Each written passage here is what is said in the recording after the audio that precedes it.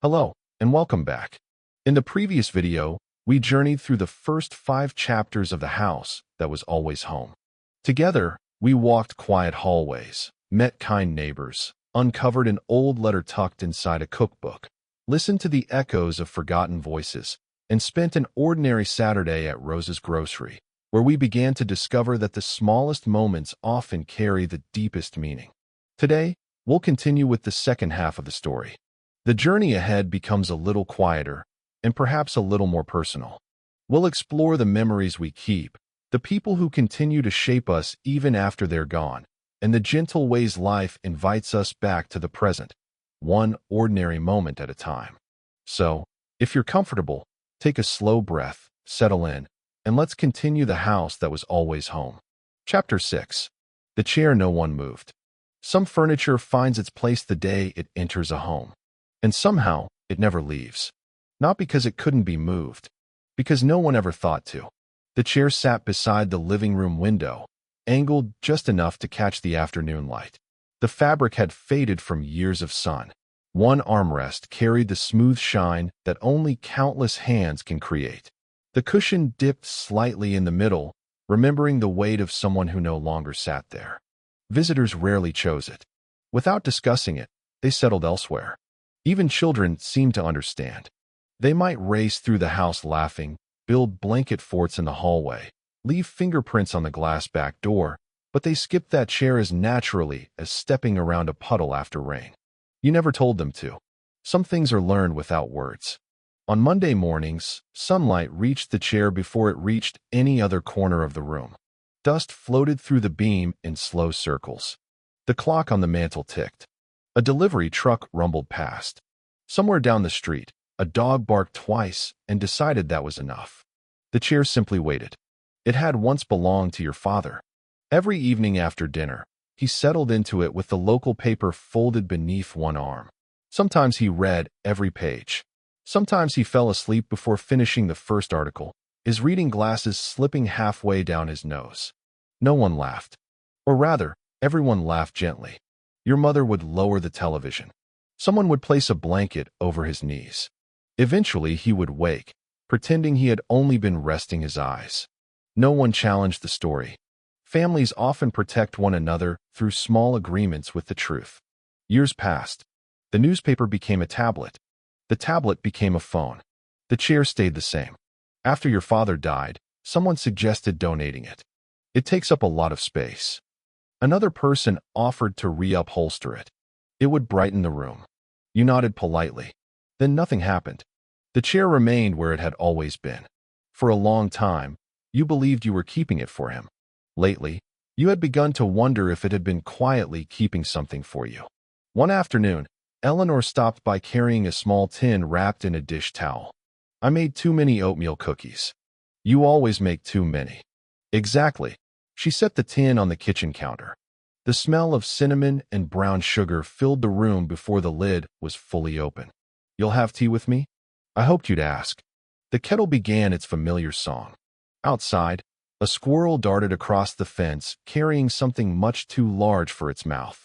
Eleanor watched it through the window. They're always preparing. For winter. For possibilities. She smiled. I'm never sure those are the same thing. Tea has its own pace. It asks people to remain where they are for a little while. Steam curled above the cups. The spoon clinked softly against porcelain. No one reached for a phone. No one filled every silence. After a while, Eleanor glanced toward the living room. You've kept the chair. I have. I wondered. She walked over but didn't sit. Instead, she rested one hand lightly against the back. My mother's sewing chair stayed exactly where it was for 15 years. Did anyone use it? Eventually. She looked toward the window. My granddaughter climbed into it one afternoon with a picture book. I almost stopped her. But you didn't. Eleanor smiled. I realized my mother loved children far more than she loved chairs. The sentence settled quietly between you. Sometimes we confuse honoring a memory with freezing it. Perhaps love asks for something different. Later that week, Maya came over after school carrying a shoebox full of watercolor paints. Her class had been asked to paint a place that feels safe. She wasn't sure where to begin. The treehouse. She wondered. The playground? The library? You looked around the room. What about here? She frowned thoughtfully. This room? What makes a place feel safe?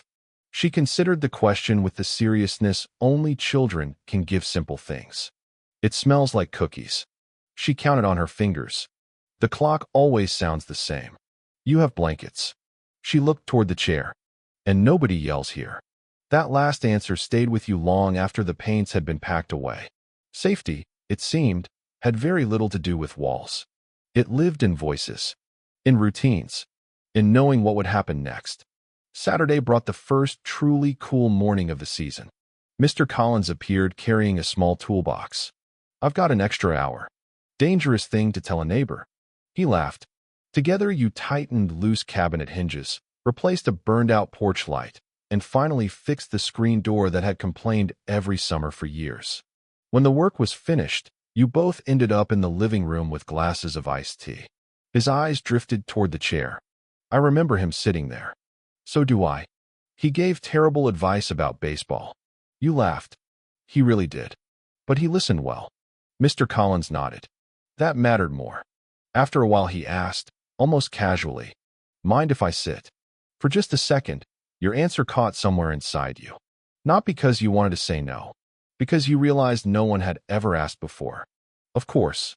He lowered himself carefully into the chair. Nothing happened. The room did not become smaller. The memory did not disappear. Your father was not somehow erased. The chair simply held another person for an afternoon. Sunlight rested across the worn armrest exactly as it always had. Mr. Collins leaned back. I understand now. What? Why he liked this spot. You can see the whole street. From there, the world unfolded quietly. Mrs. Alvarez watered flowers on her front porch. Jake delivered a package to the newlyweds 3 houses down. Walter, now wearing his glasses where they belonged, waved cheerfully at everyone who passed. A teenager jogged by with headphones around his neck instead of over his ears, listening to birds instead of music for once. Life kept arriving in small pieces. None of it asked permission. That evening, after everyone had gone home, you noticed something unexpected. The chair no longer looked lonely. It looked useful. There is a difference.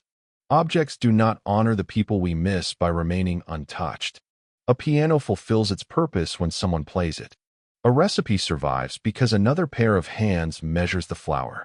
A garden continues because someone kneels in the dirt each spring. Perhaps a favorite chair carries love best when it keeps offering rest. The next morning, before the kettle had fully boiled, you carried your coffee into the living room. For a moment you hesitated. Then you sat down. The cushions settled gently beneath you. The window framed the street exactly as Mr. Collins had described. A cyclist coasted past with a paper bag balanced in one hand. 2 sparrows argued over a crust of bread beneath the maple tree. Across the street, Rosa unlocked the grocery store and placed a chalkboard on the sidewalk. Today's special. Fresh apple cider. Someone had drawn a tiny leaf beside the words. You smiled. The chair felt different than you expected. Not because it belonged to you now. Perhaps it never would. Some things are shared across time rather than owned. You wrapped both hands around the warm mug. The coffee had grown cool enough to drink. The room was quiet, but not empty. It held yesterday. It made space for today. And somewhere, without announcing itself, it had already begun welcoming tomorrow. Outside, a breeze stirred the maple leaves. Inside, the old chair creaked softly as you leaned back. It sounded almost like the house taking a slow, comfortable breath. For the first time in a long while, you didn't wonder whether you were holding on too tightly. You wondered instead how many beautiful things in life had been waiting, patiently, not to be preserved, but to be lived again. Chapter 7. The Garden After the Rain. It rained through most of the night. Not hard enough to wake anyone. Just steadily, patiently. The kind of rain that seemed less interested in making an entrance than in giving the world time to breathe. By morning, every leaf carried a small bead of water. The sidewalks reflected pieces of the sky. The air smelled of damp soil, cedar, and something green that only appeared after a long rain. You opened the kitchen window while the coffee brewed. Cool air drifted inside. Somewhere nearby, A robin tested the morning with 3 clear notes before falling silent again. The neighborhood was slower than usual. Even the traffic seemed to understand. Across the street, Mr. Collins was already outside. Not working, not fixing anything. Simply standing in his garden with both hands in the pockets of an old flannel jacket. He wasn't looking at the flowers. He was looking at the spaces between them. When he noticed you, he smiled. "Morning. Morning. You waiting for something?" He looked down at the wet soil. "I'm trying not to interrupt." "You crossed the street carrying your coffee." "Interrupt what?" "The garden." He chuckled softly. "It knows what it's doing." The garden wasn't large. A few tomato plants leaned against weathered stakes. Rows of basil and parsley released their scent each time the breeze passed through. Marigolds bordered the path in bright orange clusters, still heavy with rain. Near the fence, a small pear tree bent under the weight of water gathering along its branches. Nothing about it would ever appear in a magazine. Nothing needed to. "It always looks different after rain," he said. "Cleaner?" "No." He thought for a moment. "More honest." You weren't sure what he meant. He knelt beside one of the flower beds. The rain had flattened several stems. One sunflower leaned awkwardly against another. A handful of petals had fallen into the mud. "I used to stand out here trying to straighten everything." He gently lifted a stem before letting it fall naturally again. "I don't anymore." "Why not?" "Because most things recover better when they're not constantly being corrected." A breeze moved through the pear tree. Drops of water slipped quietly onto the earth below. After a while, Rosa appeared pushing an old wheelbarrow toward the community garden at the end of the block. She waved. "I've got extra lettuce seedlings." Mr. Collins answered without looking up. "You always have extra." "That's because people always decide they want a garden after the first warm weekend." "You complaining?" "I'm preparing." She laughed and continued down the street. A few minutes later, Maya rode past on her bicycle, slowing just enough to avoid splashing through a puddle. "I like your flowers," she called. "They're not mine," Mr. Collins answered. "I'm just helping." She frowned, thinking about that. Then she pedaled on. Children have a remarkable way of carrying away sentences that adults almost forget they have spoken. The community garden sat behind the old church, bordered by a low wooden fence that had never quite managed to stay straight. By mid-morning, several neighbors had gathered there. Walter was kneeling carefully beside a row of beans. Eleanor arrived with a basket of herb cuttings wrapped in damp newspaper. Jake leaned his bicycle against the fence before helping unload bags of compost from the back of Rose's truck. No one had organized the morning. No announcements had been made. People simply showed up. That seemed to happen more often than anyone admitted. You spent an hour pulling weeds. Not all of them. Just the ones closest to where you were standing. It felt strangely satisfying. There is comfort in work that asks only for your hands. No deadlines. No notifications. No invisible finish line moving farther away each time you approach it. Only earth, roots, breath. At noon, Rosa unpacked sandwiches wrapped in wax paper. Turkey, cheddar, cucumber. She insisted everyone take one. You can't plan on an empty stomach. Walter accepted his with exaggerated gratitude. "I was beginning to fade dramatically. You've been saying that since 1998. I've been right every time." Laughter moved easily across the garden. Not loud. Just enough to settle into the air alongside birdsong and the gentle scrape of trowels against soil. After lunch, Eleanor walked slowly toward the far corner where a climbing rose had grown wild against the fence. "I planted this with Thomas." She touched one of the leaves. "We were convinced we'd know exactly what we were doing." "And did you?" She smiled. "We absolutely did not." "What happened?" "We planted it too deep. Then too shallow. We watered too much. Then forgot to water for nearly a week." She shrugged. "It survived us." There was wisdom in that answer. Life, perhaps, is more resilient than we give it credit for. The afternoon warmed. Shoes gathered bits of mud. Hands grew stained with soil that refused to wash away completely. Nobody seemed bothered. Nearby, a little boy was carefully filling a watering can much too large for him. Half the water splashed onto his boots before he reached the tomatoes.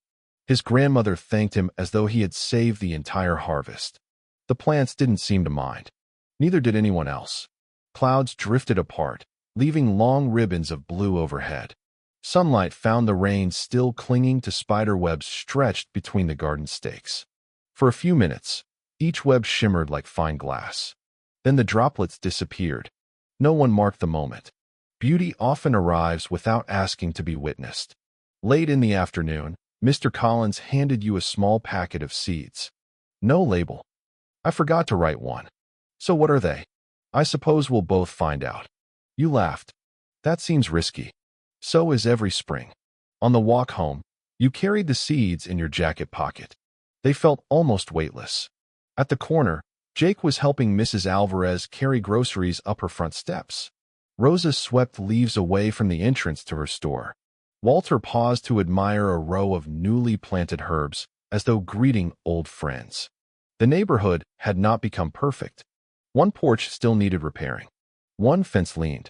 One roof would probably need replacing before winter. People still worried. Still missed those they loved. Still woke some nights with thoughts they wished would quiet down. And yet something had changed. Not outside. Inside the way you were looking. That evening, you found a small clay pot in the garage. Nothing special. A little chipped around the rim. You filled it with fresh soil from the bag leaning against the shed. Then you opened the packet Mr. Collins had given you. The seeds rested in your palm like tiny commas. Not periods. Commas. Small pauses before something continues. You pressed them gently into the earth. Covered them. Watered them. That was all. You did not stand there expecting green shoots by morning. You did not wonder whether they would bloom perfectly. You simply placed the pot on the kitchen windowsill where it would receive the morning sun. The window above the sink framed the maple tree across the street. Its leaves still glittered from the night's rain. The kettle began its familiar whistle. You poured another cup of coffee. The house smelled faintly of damp earth now, mixed with toasted bread and fresh basil from the little pot Eleanor had given you weeks earlier. Ordinary scents. Ordinary sounds. An ordinary evening. As daylight slowly softened into dusk, you realized gardens are often misunderstood. People think they exist to reward effort. Plant the seed. Pull the weeds. Water faithfully. Harvest in due time. Sometimes that happens. Sometimes hail arrives in June. Sometimes rabbits discover the lettuce first. Sometimes nothing grows where you were certain something would. And still, every spring, people kneel down and press another handful of seeds into the ground. Hope, you began to understand, is less a feeling than a practice. Not loud, not certain, just willing. When darkness finally settled over the neighborhood, the little clay pot sat quietly in the kitchen window. Nothing visible had changed. The seeds remained hidden beneath the soil, exactly where they needed to be. Perhaps the most important parts of a life are like that, growing where no one can yet see them, becoming something long before they become visible. Outside, somewhere beyond the trees, another light rain began to fall. This time, you didn't think of it as the end of a sunny day. You thought of it as the beginning of whatever the garden might become next. Chapter 8. The Morning Train. The train passed through town every morning at 8:12. It never stopped. It had once, years ago, when the station still sold paper tickets from a little window beneath a green awning. Travelers carried leather suitcases with brass buckles. Children pressed pennies onto the tracks, convinced they had discovered a kind of magic. Someone always hurried down the platform at the last second, waving for the conductor to wait. Those days had slipped quietly into memory. The station remained. The train did not.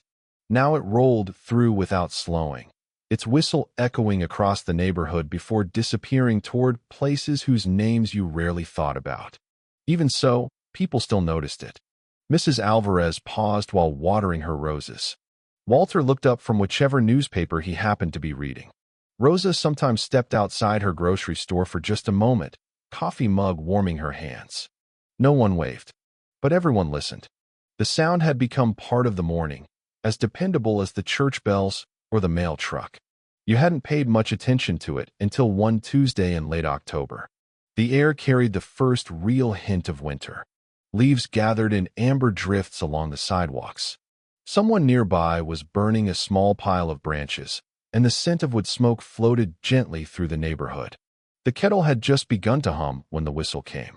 Long, low, familiar. Instead of continuing with breakfast, you set your mug down and walked outside. The sound lingered longer than usual, perhaps because the air was colder, or perhaps because you were finally listening. Across the street, Mr. Collins stood on his porch. He nodded toward the tracks beyond the trees. My father worked on that line. I didn't know that. 42 years. What did he do? A little of everything. He smiled. Mostly he kept things moving. The answer felt larger than the question. Together you watched the last freight cars disappear beyond the bend. They're always going somewhere, you said. They are. And we're staying here. Mr. Collins looked at the empty tracks. Most people think staying means standing still. He shook his head gently. I've never found that to be true. Later that morning, you walked to the old station. The building had become a small historical museum, open only on weekends, but the platform remained accessible. Paint peeled from the benches. The station clock had been repaired more times than anyone could count. A faded timetable still hung behind the dusty glass case, though the schedules had long since changed. Someone had placed a pot of chrysanthemums beside the entrance. Fresh ones. Not because tourists would notice. Because someone who lived here cared. You sat on one of the benches. The wood was cool beneath your hands. A young mother arrived pushing a stroller. Her little boy pointed toward the tracks. Where's the train? It already came. Will it come back? This afternoon. He seemed satisfied with that answer. Children often are. They trust that what leaves can also return, even if it takes time. An elderly couple wandered slowly along the platform, reading the old signs as though revisiting a favorite chapter in a book. The man reached for his wife's hand without looking. She met it just as naturally. Neither seemed aware they had done it. Some gestures outlive memory. You remained there for a while, watching leaves skate across the rails whenever the wind picked up. Steel has a curious quality. It remembers movement. Even in stillness, the tracks seemed to point toward possibility. A bicycle bell rang somewhere behind you. Jake coasted to a stop, balancing one foot against the platform. Didn't expect to see you here. I wasn't sure why I came. He looked down the tracks. Sometimes that's the best reason. He reached into his mailbag. I've got something for the museum. He held up a weathered envelope. It was found inside the wall during renovations. No address. No stamp. What's inside? They're waiting for the volunteers to open it. You smiled. Seems fitting. Why? Some stories need the right morning. Jake nodded as though that made perfect sense. Maybe it did. On the walk home, you passed the elementary school just as recess began. Children spilled onto the playground with astonishing urgency, as though they had been holding their laughter inside all morning. A soccer ball bounced against the fence. Jump ropes slapped rhythmically against the pavement. One little girl stood alone beneath an oak tree, carefully collecting leaves in every shade of red and gold. She wasn't in a hurry. She looked like someone assembling a treasure no one else had noticed. Further down the street, Rosa was writing today's soup special on the chalkboard outside her store. Roasted tomato basil. She stepped back, frowned thoughtfully, then added beneath it. Fresh bread at noon. You forgot the exclamation point, you teased. I don't trust exclamation points. You don't. If the soup's good enough, it doesn't need one. You laughed. She winked before carrying another crate inside. By afternoon, clouds drifted in again. Not storm clouds. Just enough to soften the sunlight. You spent an hour raking leaves. The work was repetitive in the most comforting way. Gather. Lift. Carry. Begin again. A neighbor you barely knew slowed while walking his golden retriever. Beautiful day. It is. Neither of you searched for anything more to say. Sometimes friendliness asks for only a sentence. Toward evening, the wind scattered half the leaves you had already gathered. For a brief second, irritation rose almost automatically. Then you found yourself smiling. The trees were not working against you. They were simply finishing autumn. There is freedom in remembering that not everything is personal. Before dinner, you walked out to the backyard. The small clay pot from the week before still rested on the windowsill inside. But in the garden, something else caught your eye.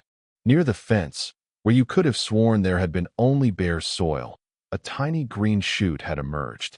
barely an inch tall, fragile enough that another person might have walked past without seeing it. You knelt, not to inspect it closely, only to greet it. Growth has its own pace. It asks very little from us except patience. The evening train came just before sunset. Again, it did not stop. Again, the whistle stretched across the neighborhood.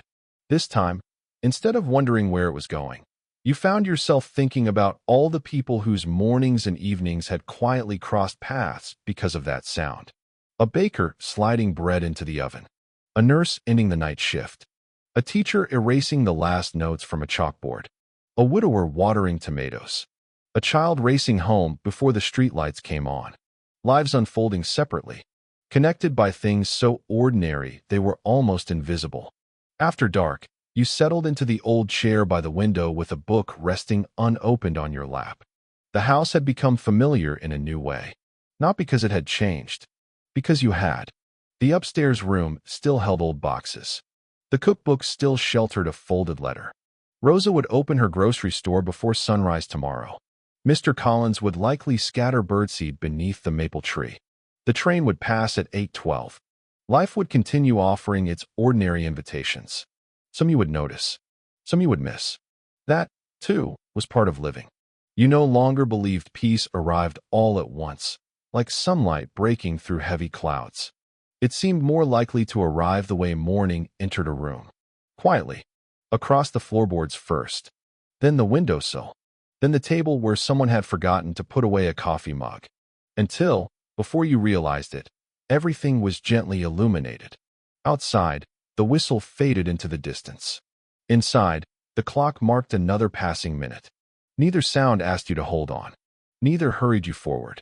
They simply reminded you that time was moving, as it always had. And perhaps the truest measure of a life was never how tightly we held the moments that passed through our hands. Perhaps it was whether, while they were here, we had been awake enough to notice them. The train would come again tomorrow morning. Whether you stepped outside to listen was entirely up to you. Chapter 9. The cup with the hairline crack. You didn't notice the crack at first. It had probably been there for months. Perhaps longer. The mug sat in the back corner of the kitchen cabinet behind two matching blue cups you used almost every day. It wasn't especially beautiful. Cream-colored with a thin green stripe around the rim. It had been bought at a church rummage sale years ago for less than $1. You reached for it one chilly November morning simply because the others were already in the dishwasher. As the kettle finished boiling, you poured coffee into the cup and watched a faint line appear beneath the steam. A thin crack curved from the handle toward the base. Not broken, just altered. You turned it slowly in your hands. "I should probably throw this away," you murmured. But you didn't. Instead, you carried it to the window. Outside, the neighborhood was waking in its familiar rhythm. Rosa unlocked the grocery store while balancing a paper bag under one arm. Walter struggled good-naturedly with an umbrella that seemed determined to open inside out. Across the street, Mr. Collins scattered birdseed across the frost-covered lawn before retreating inside to escape the cold. Everything looked ordinary. The cup felt different. Not fragile exactly, just honest. Later that afternoon, Maya stopped by after school carrying a science project built from cardboard and popsicle sticks. It's supposed to be a bridge. It looks like one. It keeps falling over. She sighed dramatically. "I've rebuilt it 4 times. You examined the tiny structure. One side leaned noticeably. "It doesn't have to be perfect. It does if I want an A." Children learn that equation surprisingly early. You found a small bottle of wood glue in the junk drawer. Together you reinforced the weakest corner. Not by replacing the whole bridge. Only by supporting what had already been built. As the glue dried, Maya noticed the mug sitting beside the sink. "That one's cracked." "It is. Why do you still use it?" You looked at the cup for a long moment before answering. "Because it still holds coffee." She considered this carefully. Then she nodded with complete satisfaction. Children often understand truth before adults complicate it. That evening, Eleanor invited several neighbors over for soup. Nothing formal. Just vegetable soup, warm bread, and whatever conversation happened to arrive. The dining table filled slowly. Mr. Collins brought homemade apple butter. Rosa carried a pie that she insisted had turned out acceptable, which everyone knew meant excellent. Jake arrived last, apologizing because a delivery route had taken longer than expected. No apology necessary, Eleanor said. The soup has been waiting longer than you have. Bowls were passed. Butter melted into thick slices of bread. Someone reached for the salt without asking. Someone else laughed with a mouth still half full, immediately apologizing and making everyone laugh harder. No one hurried. There is a particular kind of comfort that belongs only to tables where everyone knows they are welcome. At one point, Eleanor disappeared into the kitchen. When she returned, she was carrying 6 completely different coffee mugs. None matched. One displayed faded sunflowers. Another advertised a motel that had closed 20 years earlier. One had lost part of its handle and been repaired so carefully you hardly noticed. Walter lifted his cup. I think this one belonged to my wife. You gave it to me after the church fundraiser, Eleanor reminded him. I was wondering where it had gone. You told me to keep it. I probably did. He smiled into his coffee. I'm becoming wonderfully unreliable. Everyone chuckled. No one corrected him. The conversation drifted toward small memories. The bakery that used to stand on Main Street. The winter when the river froze. The librarian who somehow remembered every child's favorite book. Nobody was trying to preserve the past exactly as it had been. They were simply allowing it a seat at the table. On the walk home, the air smelled faintly of chimney smoke. Leaves scraped softly across the pavement. The moon hung low enough to catch in the bare branches of the maple tree. Back inside, you rinsed your cracked mug and set it upside down beside the sink. A drop of water escaped through the tiny fracture. Just one. It caught the light before disappearing into the dish towel beneath it. For a moment, you almost laughed. Of course, nothing lasts forever without changing. The surprise was never the crack. The surprise was expecting there wouldn't be one. A few days later, you visited the small antique shop near the old train station. Not because you needed anything. Mostly because the owner, Mrs. Hamley, always had peppermint candies in a glass bowl near the register. She greeted you with the familiar warmth of someone who remembered names better than birthdays. Looking for anything in particular? I'm not sure. The best kind of shopping. You wandered between shelves filled with objects that had outlived their original owners. Pocket watches, quilts, cast iron pans blackened by decades of dinners, framed photographs of strangers smiling into cameras that no longer existed. Each object had survived because someone, somewhere, had decided it was still worth keeping. Mrs. Hanley noticed you studying an old wooden toolbox. My grandfather used that every Saturday. You kept it. I couldn't use it for years. Why not? She smiled gently. I thought using it meant replacing him. And now I think it's one of the ways he still gets to help me. You stood quietly for a moment. The sentence settled somewhere deeper than you expected. Perhaps memory isn't preserved by protecting objects from life. Perhaps it's preserved by letting life continue through them. That Saturday morning, you found yourself reaching automatically for the cracked mug again. Not because there weren't better ones. Because this one had become a small reminder. You filled it with coffee, carried it onto the back porch, wrapped both hands around its familiar warmth. The crack was still there. It probably always would be. Yet the coffee tasted no different. The sunrise seemed no less beautiful. A pair of blue jays argued loudly in the pear tree as though conducting important business. Somewhere nearby, a screen door slammed. A bicycle rolled past. The morning unfolded without asking anything from you except your attention. You thought about the people who had quietly become part of your days. Mr. Collins and his garden. Rosa with her soups and practical wisdom. Walter telling stories that wandered but somehow always found their way home. Eleanor setting an extra place at the table almost by instinct. Jake delivering letters whose importance he could never know. Maya asking questions that adults often forgot to ask. None of them had fixed your life. None had offered perfect answers. They had simply shown up. Again and again. Sometimes that is the closest thing we ever find to healing. Before going inside, you looked once more at the tiny crack running across the cup. You realized you no longer saw damage. You saw history. Evidence that something had been held, carried, used, loved long enough to wear. The mug would break someday. That much was certain. So would the garden. The old chair. The grocery store sign, the train station bench. Even the maple tree would one day surrender to time. Impermanence had never been the enemy. It was the quiet reason every ordinary morning mattered. You finished the last sip of coffee. It had cooled while you were thinking. Still good. You smiled. Then you carried the cup inside, not to place it safely out of reach, but to wash it, dry it, and use it again tomorrow. Chapter 10. Leaving the front porch. There comes a morning when you realize you've been standing on the front porch longer than necessary. Not because you're avoiding the day, because you've grown fond of the pause before it begins. The porch had become part of your routine without your noticing. Coffee in one hand, the newspaper tucked beneath your arm, though some mornings you barely unfolded it. A sweater pulled over yesterday's shirt. You would stand there listening to the neighborhood gather itself.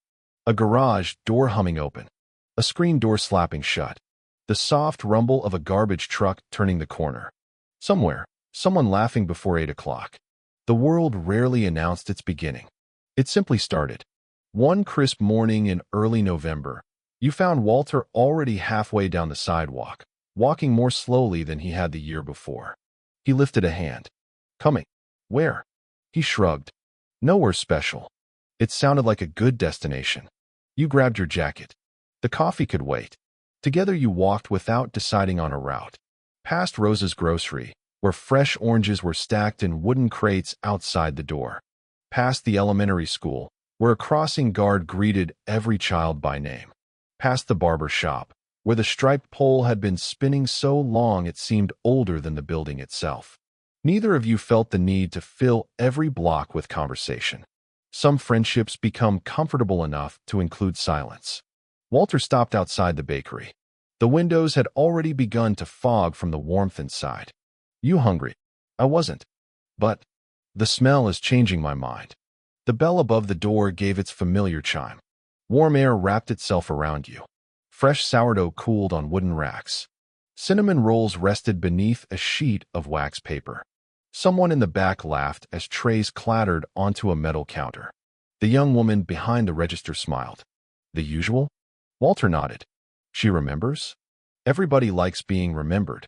He wasn't talking about the bread. You carried 2 paper cups of coffee to a small table by the window.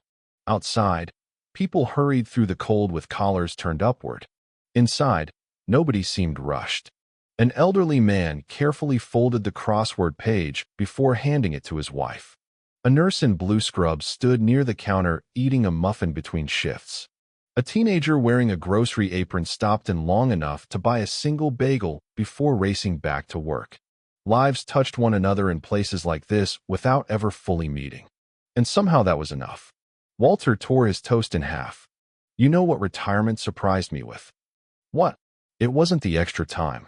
He buttered another piece. It was discovering how many small places I had stopped noticing. The bakery, the library, the park, the hardware store. He smiled. I spent 40 years driving past my own life. The sentence stayed with you. Not because it sounded profound, because it sounded true. After breakfast, you wandered toward the river.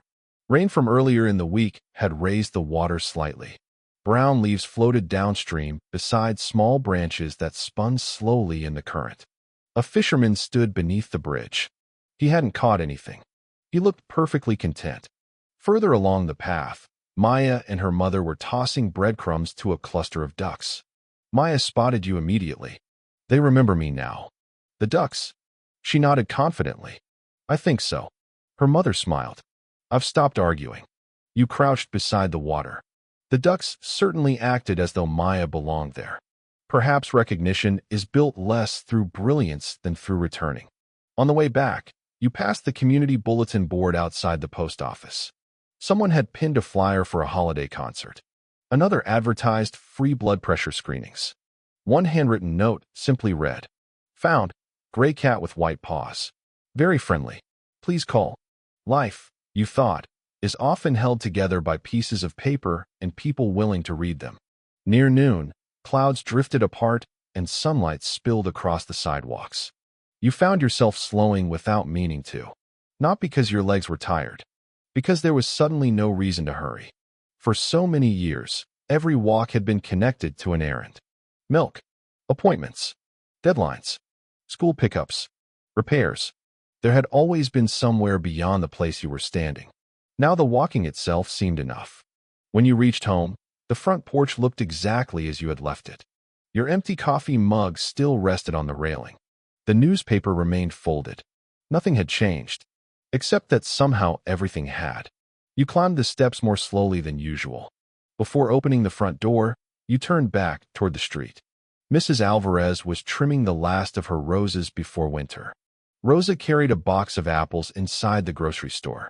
Jake waved from his mail truck without stopping. Mr. Collins was sweeping leaves that tomorrow's wind would almost certainly scatter again. No one seemed to be accomplishing anything remarkable, yet the neighborhood felt quietly full. For years, you had believed a meaningful life was built from milestones. Graduations, promotions, moving days, weddings, retirements, the big chapters. But perhaps those moments were only the bookmarks. The story itself had always been written in smaller lines. The cup of coffee shared before work, the neighbor who remembered your birthday, the familiar whistle of the morning train, the cracked mug no one else would have kept, the chair that welcomed another person, fresh bread cooling on a rack, rain soaking into a garden while everyone slept. You thought of all the mornings you had hurried through without seeing them, not with regret, simply with gratitude that you could still notice them now. Inside the house, the clock chimed once. You hung your jacket. The floorboards answered with their familiar creak. The kitchen smelled faintly of apples from the bag Rosa had insisted you take home. On the windowsill, the little green sprout had grown another inch. You almost missed it. Growth rarely asks to be admired. It simply continues. That afternoon, you carried a broom onto the front porch. Not because it needed much cleaning, just because it felt like a pleasant way to spend 20 minutes. You swept away dry leaves, straightened the welcome mat, wiped a little dust from the railing. Nothing dramatic. Nothing that anyone walking by would probably notice. When you finished, you leaned the broom against the wall and sat for a while. The porch looked almost exactly as it had before. Sometimes care is invisible. That doesn't make it less real. As the sun lowered behind the maple tree, the familiar whistle of the evening train drifted across town. You listened until it disappeared. Then you stood. Not reluctantly. Not eagerly. Simply when it felt like the right moment. You opened the front door, walked inside, and left the porch behind, knowing it would be there again tomorrow. Waiting, not as a place to remain, but as a place from which to begin again. Epilogue. Tomorrow morning, nothing will look different. Tomorrow morning, nothing will look different. The maple tree outside your window will still lean slightly toward the street, just as it has for years. The train will pass at 8:12. Rosa will unlock the grocery store before most people are awake. Mr. Collins will step outside to see what the weather has decided. Walter will probably forget where he put his reading glasses. Someone will walk a dog. Someone will burn toast. Someone will miss a phone call and discover later that it wasn't urgent after all. The world will continue in its wonderfully ordinary way. If someone were to visit your neighborhood for the first time, they would notice almost nothing remarkable. A quiet street. A few older houses. Children riding bicycles after school. Neighbors carrying groceries. The scent of coffee drifting from open windows. They would have no idea how many invisible stories lived there. How many people had quietly survived things no one else could see. The woman who still paused every year on the anniversary of a loss she no longer spoke about. The father learning how to live in a house that had become too quiet. The teenager who smiled easily at school and lay awake most nights wondering if he was enough. The cashier who remembered everyone's name because she understood what it felt like to be forgotten. The retired mail carrier who still woke before sunrise because 40 years of habit had become part of his body. The little girl who believed birds recognized her. The gardener who had stopped trying to make every flower grow straight. Lives rarely announce their deepest chapters. Most healing happens without witnesses.